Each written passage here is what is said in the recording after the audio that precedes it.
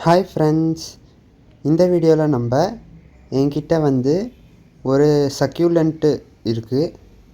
அதாவது யூஃபோர்பியா லாக்டியா கிறிஸ்டேட்டா அப்படின்னு ஒரு சக்யூலண்ட் இருக்குது. இது எப்படி ப்ரொபகேட் பண்ணுறது அப்படின்னு பார்க்க போகிறோம். இது எப்படின்னா, இது கட் பண்ணிங்கன்னா பால் மாதிரி ஒன்று வரும். அது பாய்சன். அது கையில் பட்டால் ஓகே, அந்தளவுக்கு ஒன்றும் ஆகாது. டக்குன்னு நீங்கள் தொடச்சிட்டிங்கன்னா ஒன்றும் ஆகாது. ஆனால் வாயிலையோ இல்லை வேறு எங்கேயோ போகாத மாதிரி பார்த்துக்கணும். இதை ப்ரொபகேட் பண்ணும்போது க்ளவுஸ் யூஸ் பண்ணுறது நல்லது, ஏன்னா இதில் முள்ளும் இருக்கும். சரி, ஓகே. இப்போது இதை நம்ம எப்படி ப்ரொபகேட் பண்ணுறதுன்னு பார்க்கலாம். இப்போ இந்த கேக்டஸ் ரொம்ப வெயிட்டாக இருக்குது. அதனால் அதை நான் பாருங்கள், அடியில் கல்லெல்லாம் வச்சு தடுத்துருக்கேன். இல்லைனா அது ஒரு பக்கம் சாயுது. நான் என்ன தான் அதை ஸ்ட்ரெயிட்டாக நிமித்தி பேலன்ஸ் பண்ணி வச்சாலும் அது சாஞ்சிடுது. அதனால் வெயிட் அதிகமாக இருக்கிற இடத்துலேருந்து நான் அந்த சைட்லேருந்து ஒரு இதை எடுக்க போகிறேன் ப்ரொபகேட் பண்ணுறதுக்கு. எவ்வளோ கல் நான் அடியில் நல்லா ஸ்ட்ராங்காக வச்சாலுமே அது ஒரு பக்கம் சாஞ்சு போயிடுது. இப்போது அதை புட்டு எடுக்கிறேன். அப்போவே பார்த்திங்கன்னா பால் மாதிரி ஒயிட் கலராக பார்த்திங்கன்னா கீழே சொட்டும். நீங்கள் க்ளவுஸ் யூஸ் பண்ணுறது உங்களுக்கு நல்லது. இப்போ நம்ம கட்டிங்ஸ் எடுத்தாச்சு. உங்களுக்கு வேணால் நீங்கள் கத்தியை வச்சு கட் பண்ணுறது ரொம்ப பெட்டர் அப்படின்னு நான் சொல்லுவேன். ஆனால் இந்த மாதிரி நம்ம கையை வச்சு எடுக்கும்போது அதில் பீஸ் மாதிரி கொஞ்சம் இடக்க முடக்கா அது என்ன ஆகும், வந்திருக்கும் அந்த அடிப்பகுதி. அது நிறைய சர்ஃபேஸ் ஏரியா தரும் ரூட் ஃபார்ம் ஆகிறதுக்கு. எப்படி இருந்தாலும் ஆல்மோஸ்ட் சேம் தான். சரி, இப்போ நான் இது இப்போ நான் பண்ணது, நான் 2 நாளைக்கு முன்னாடி ஒரு 2 பிரான்ச்சஸ், பெரிய பிரான்ச்சஸை நான் கட் பண்ணியிருந்தேன்.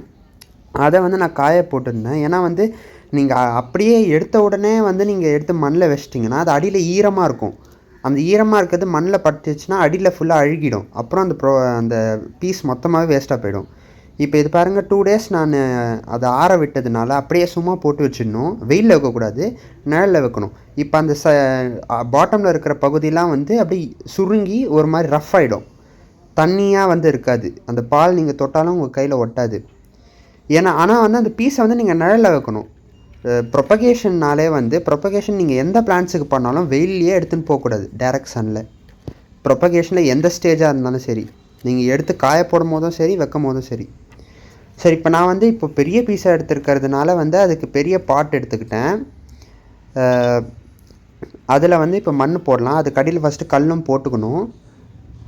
ஆனால் நான் இப்போது இன்றைக்கி நான் இப்போ கிள்னதை நான் 2 டேஸ் கழித்து நான் பாட்டில் வைப்பேன். ஏன்னா அது ஆறணும்.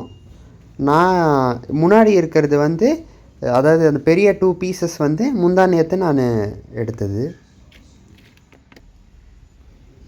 ஓகே, இப்போ நம்ம அதை எடுத்து புதைக்கலாம். ஆனால் இந்த கேக்டஸில் ஒரு ப்ராப்ளம் என்னென்னா, இந்த கேக்டஸ்ஸு முள் இருக்குது, பால் விஷம், அதெல்லாம் கூட ஓகே. வெயிட்டு செம வெயிட்டாக இருக்கும். நான் நேற்று அந்த பெரிய கேக்டஸை ரீபாட் பண்ணேன். ஏன்னா அது கவுந்துட்டே இருக்குது சொல்லிவிட்டு. அப்போ தான் அந்த புது கல்லெல்லாம் வச்சேன். அப்போது அந்த கேக்டஸை நிமித்துறது ரொம்ப கஷ்டமாக இருந்தது. ஏன்னா அதோடைய எட்ஜில் பிடிச்சோன்னா அது உடஞ்சிரும் பட்டுக்குன்னு. அதனால் சென்டரில் பிடிக்கணும், அதுக்கப்புறம் இன்னொரு கை பாட்டமில் பிடிக்கணும். அப்படி பிடிச்சி அதை நிமித்துறது ரொம்ப கஷ்டமாக இருந்தது. ஏன்னா அவ்வளோ வெயிட்டு. இப்போ இதுவே பார்த்திங்கன்னா ரொம்ப வெயிட்டு. அதனால் எப்படி பேலன்ஸ் பண்ணுறதுனே தெரியல, சைடில் விழுந்துகிட்டே இருக்குது. இந்த கேக்டஸில் அது ஒரு ப்ராப்ளமாக இருக்கும். அது உங்களால் சரியாக பிடிக்கவும் முடியாது.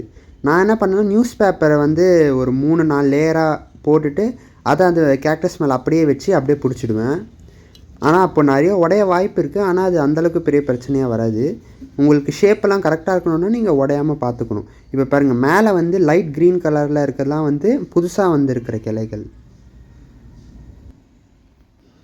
இப்போ நீங்கள் ப்ரொபகேஷன் பண்ணுறீங்கன்னா நீங்கள் கேக்டஸ் மிக்ஸ், அதாவது சாண்டு, பெர்லைட், கோகோபீட், அப்புறம் கொஞ்சோண்டு செம்மண், இந்த மாதிரி நீங்கள் போட்டிங்கன்னா அது நல்லது.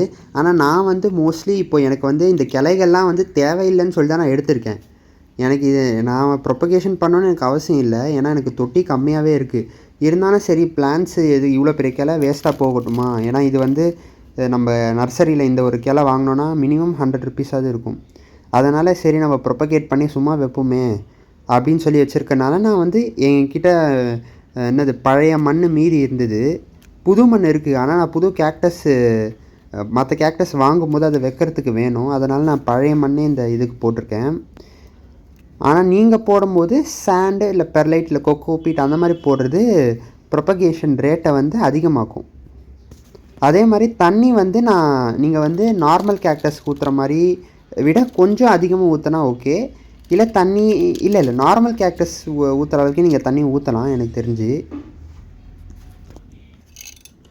அதே மாதிரி இந்த ப்ரொபகேஷனில் வந்து நீங்கள் முக்கியமாக ஞாபகம் வச்சுக்க வேண்டியது என்னென்னா, நீங்கள் அடிக்கடி உங்கள் ஆர்வத்தை தூண்டுறதுனால நீங்கள் வந்து போய் எடுத்து பார்க்கக்கூடாது. ஏன்னா அது ஃபஸ்ட்டு சில டைம் துளுக்கிற மாதிரி இருக்கும். அதாவது இந்த மாதிரி இப்போ இங்கே பாருங்கள், இது வந்து நான் 2-3 மந்த்ஸுக்கு முன்னாடி நான் இதை புதைச்சேன். ஒரு சின்ன பீஸ் தான், அது வந்து துளுத்துருக்கு. ஆனால் இப்போ அதோட வேர் வந்து வளர்ந்துருக்கான்னு சொல்ல முடியாது. ஏன்னா ஈரப்பதத்தில் கூட அது துளுக்கும் கொஞ்சம். அதனால் அது கொஞ்சம் பெருசாக வளர்ந்து ஒரு 2-3 மந்த்ஸ் கழித்து பெரிய பீஸ் ஆகிட்டதுக்கப்புறமா நீங்கள் வந்து அதை எடுத்து நீங்கள் பார்க்குறத பார்க்கலாம், இல்லை அப்படியே கூட விட்டுடலாம். தேங்க்யூ.